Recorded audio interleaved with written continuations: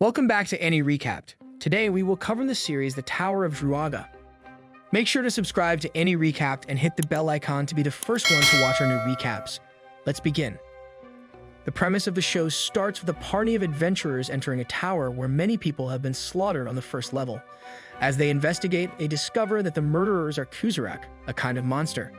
They are worried about what the monster is doing on the first level when they hear a horde approaching. They all descend from the second floor like knights marching across the city, but Jill, the hero, skillfully stops their onslaught and destroys them. Everyone compliments him on his strength, which embarrasses him. 60 years after the Tower of Druaga was destroyed by the King of Heroes, Gilgamesh, it was rebuilt, and the mighty evil Lord Druaga emerged. Countless armies have marched toward the tower since his arrival, but none have ever returned. While Jill was wandering outside his house one day, the goddess Ishtar came before him and bestowed upon him the destiny of the Chosen One. Finally, the task was assigned to Jill, a hero endowed with King Gilgamesh's sword. He decides to go out on his mission with his comrades to defeat the evil. However, since his comrades want to know whether he is capable of leadership, Neba tests his strength by hitting him with his bow. Despite Jill's dislike, he has no choice but to make him acknowledge his leadership and agree to fight. When Neba hits him with his ultimate move, Jill simply chops it off and destroys his comrade with his fists without injuring him, resulting in everyone recognizing him as their leader. He later had a romance with the princess.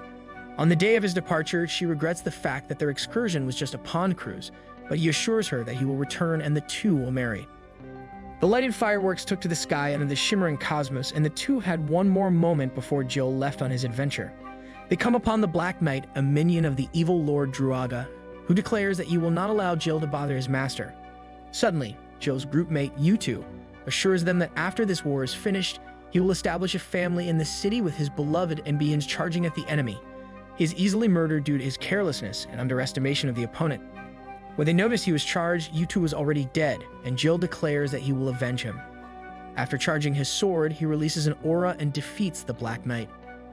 When the opponent demands that he kill him off, Jill responds that he cannot kill the enemy, who utilizes the blade somberly and urges him to strengthen himself so they can fight again. After 10 years of wandering, Jill and his pals arrive at the tower. Inside, they are attacked by ropers, who catch Fatino with their tentacles. While Jill is eager to assist her, Nabi advises him to hold off. Suddenly, the enemy begins groping her, and Nabi enjoys it as Jill notices. But because they don't have time to waste, Jill defeats the enemy. Quox, a monster appointed by the Dark Lord, confronts them on the upper floor. One of Jill's groupmates, Callie, dies during their fight, and Black Knight returns to protect Jill. However, he is no match for the enemy and dies quickly, prompting Jill to unleash an all-out assault to destroy the enemy. As they progress, they notice that the enemy is closing in on them, and Jill abandons Nabi, who eventually dies. Following that, the Dark Lord unleashes the four knights to defeat and halt Jill's progress. They are, however, easily killed because they are not as strong. Later, as they prepare to confront the Dark Lord, Fatina questions Jill about his ability to defeat the Dark Lord. Even though he's uncertain, he believes a miracle will occur. When she insists on fleeing and living far away from this realm, he promises her that once they defeat it, they will marry, entirely forgetting about the princess who awaits him in the kingdom. They are astonished to discover Druaga so small when they enter his chamber. Humiliated by his response, he discloses that he is his father, causing Fatina to have a tantrum because she refuses to accept him as her father-in-law. The innkeeper enters unexpectedly, telling Jill that he will fight the enemy, only to be slain in an instant. A new force awakens inside Jill, and he transforms into his final form, attacking the Dark Lord with his hammer. When he hits him, though, an explosion erupts, sending him flying away. The goddess Ishtar enters and convinces him that he can beat the evil lord since he has his allies on his side, and he confronts Druaga one final time before killing him for good. And he awakens. He finds himself being dragged away by his comrades, who explain to him that a Kuzarak knocked him unconscious and that his presence ruined their strategy. They arrive at a dead end after fleeing their pursuers. Still not recovered, Jill inquires about their whereabouts and is told they are already in the Tower of Druaga. With no hope left, they are about to give up. Suddenly, the Uruk army's special forces arrive, who are on patrol, prompting the monsters to run away. When they inquire about what a small group of adventurers is doing, Neba responds that they are here at the request of the Meskia Society of Commerce, who tasked them with searching for the missing caravan. Unfortunately, by the time they arrived, they had been wiped out. Hearing his name, their commander identifies him as Neba the Dragon Slayer and scolds him for leaving his comrade behind. As they are about to depart, he spots Jill behind them and teases Niba that he will always be running away from the monsters due to someone so weak on his side. Later, on their way back to Meskia, Jill apologizes to everyone and assures them that he can get better, revealing that he desires the crystal rob on top of the tower. However, Niba informs him that he should leave for his home as he is still weak. After Jill leaves, Niba reveals that he just cannot send him to his grave early and wants him to enjoy his life. Curious about their relationship, Fatina asks him why he cares so much about him, and he reveals that Jill is his little brother, much to her surprise. Though they are both from different mothers, meanwhile, Jill enters a blacksmith shop and notices that his business has been running well lately. The swordsmith informs him that since the monsters are weakened in the summer of Anu, everybody gets worked up to defeat them. Since Jill doesn't have any money, the owner informs him to go to the employment office and sell the loot he found at the Tower of Druaga. Later, as everyone is looking for comrades to enter the tower, the guard tells him that nobody is friendly there and he will have to announce if he is looking for a friend. Hearing this, he declares and he aims to reach the top of the tower to defeat the evil lord and bring peace to the kingdom. When some of the adventurers hear this, they criticize him for his childish thinking and begin making fun of him. Humiliated by their response, Jill scolds them for being cowards and not thinking about the people suffering from the monsters. Multiple groups confront him, and when they attack him, they notice that his body is harder than a rock and run away.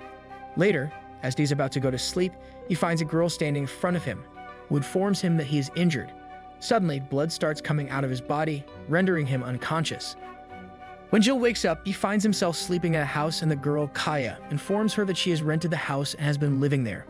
Later, as they are eating, along with Ami, another girl, she reveals that she wants to form a part, which is why she rescued him. Suddenly, the king arrives at the city and everyone gathers to see him. Jill spots Niba and the others and decides to follow them. As they are discussing that an assassination against the king has been planned, Jill overhears them and believes they are going to kill the king.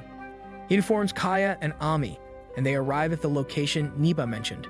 However, instead of Niba's group, they encounter some assassins and begin fighting them. As Jill is about to be attacked from behind, Kaya saves him by casting magic against the enemy, revealing herself as an oracle, a magician. On the other hand, Ami charges at their leader but fails to defeat him, and he gets away, entering the castle.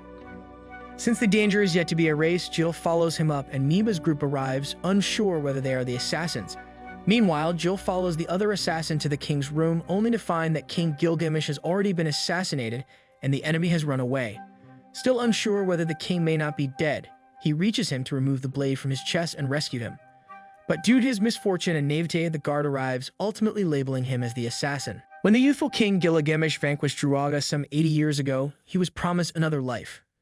Despite the sword in his chest, he awakens and discovers Jill near his bed. Nevertheless, he quickly appears to be sleeping. Jill barely flees the scene of the king's murder owing to Niba's quick wit. When he laments the fact that he was unable to defend the king, Niba advises him to ignore what occurred and that he will find out about it very soon. Sir Marth, the king's assistant, comes into the king's chamber and, as soon as he sees the monarch, instructs the general to cease the alarm and prevent him from alerting anybody. The following day, the king conducts his military review as planned.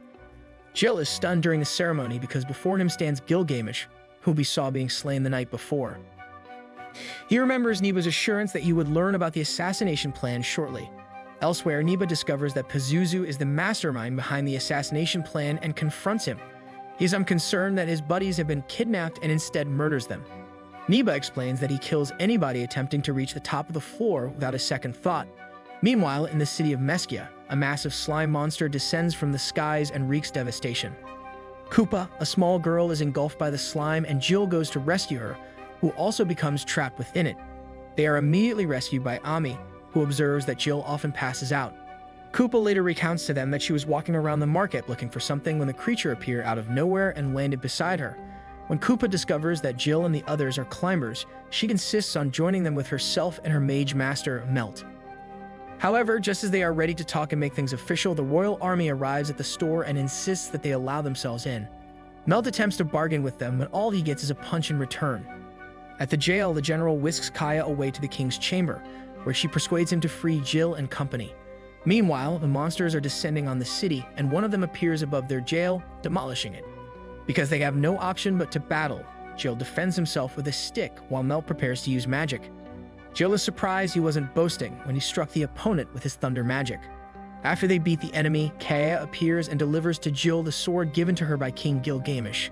After they leave the prison, Melt has no choice but to go along with their party. Because of their quick wits and experience, Neba and his crew easily outclass the enemy within the tower. Jill and his crew, on the other hand, set out on their trip with other climbers and confronted their first combat against a swarm of spider demons. However, their battle against the demons is more difficult than imagined due to their sloppy collaboration. After they defeat the enemy, Ami gathers them and asks if any of them have any experience. When she receives a negative answer, she laments the fact that she will have to climb alongside them. As the sole climber with significant expertise, Ami becomes the de facto head of the group, and she must instruct them in warfare plans and several climbing rules of thumb. Meanwhile, Neba's crew discovered the corpses of mages and monsters and instantly realized it was the work of Pazis. Neba feels they must hide their path since they will meet him sooner or later and resolves to pursue him. Later, after taking a bath, Fatina notices a weird woman and instantly alerts everyone.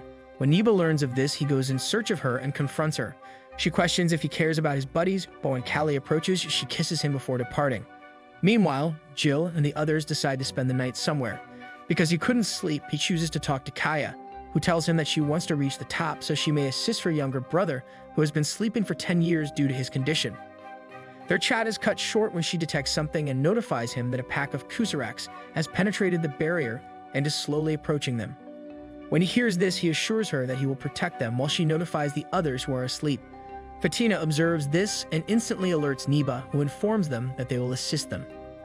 Because Jill and his allies are prepared with the essential knowledge and abilities, they battle and vanquish the Kusaraks after combining efforts. When Neba arrives, he finds no trace of them and concludes that they have been murdered. On the other hand, Callie assures him that they are just fatigue after battling the attackers. Neba and his companions continue their quest to the top level because they want to be the first ones to get there. Jill and the others pass a signboard recommending a shortcut on their way. However, this shortcut turns out to be a series of traps that hinder their progress. One of the traps causes their gender to change as they proceed. Jill is captivated by how adorable he appears as a female, while Melt admires his feminine side. Ami, on the other hand, is ashamed as a guy and chooses to hide. Jill is ready to touch his boobs because he thinks they are bouncy when the others approach him and stop him from doing anything inappropriate in front of them. The other trap has them don animal costumes, and some of which are rendered into early video game visuals. They eventually arrive at the last gate, but passing through that exit door proves to be more complicated than they anticipated. Seeing that his friend's parlor tricks fail to please the gate, Jill performs a funny dance given to him by his father, but the gate answers that he has already seen it, stunning it. With nothing else to entertain him, they all decide to depart and take the long road. Meanwhile, Neba's company passes through the door, and Fatina is impressed by how skillfully Neba dances, eventually revealing that he was the one who demonstrated his dance to the gate before Jill. Jill and his party come across another party that has been nearly wiped out in a fierce battle with the ogres. They manage to rescue an elderly warrior named Jeez, who was a well-known guardian of the pass, and stop at a camping area along the way. However, they are unable to rest because they are afflicted by one problem after another, such as one of the party members having his wallet stolen by a boy named Yuri, and a heated argument erupting between Koopa and Melt. Finally, reconciliation appears to be out of the question as Koopa, appalled by her bratty master, decides to leave the party on her own. As she walks away, she spots the thief who stole Jill's wallet and decides to pursue him. After she confronts him, the two soon become friends, and Koopa decides to assist Yuri in finding his father, who is said to have snatched the sacred spear of the village. Jill and company show up to save the two as ogres are attacking them. During the fight, Koopa and Melt make up and aid Jill in killing off the monsters. After that, they discover the sacred but ruptured spear left behind by Yuri's late father. Later, Jill and the others carry on their journey, while Jeez and Yuri decide to remain. That's all for today. Let us know in the comments if you want part 2 of this series. Thank you so much for staying until the end. Make sure to subscribe to any recap for more similar videos. Bye!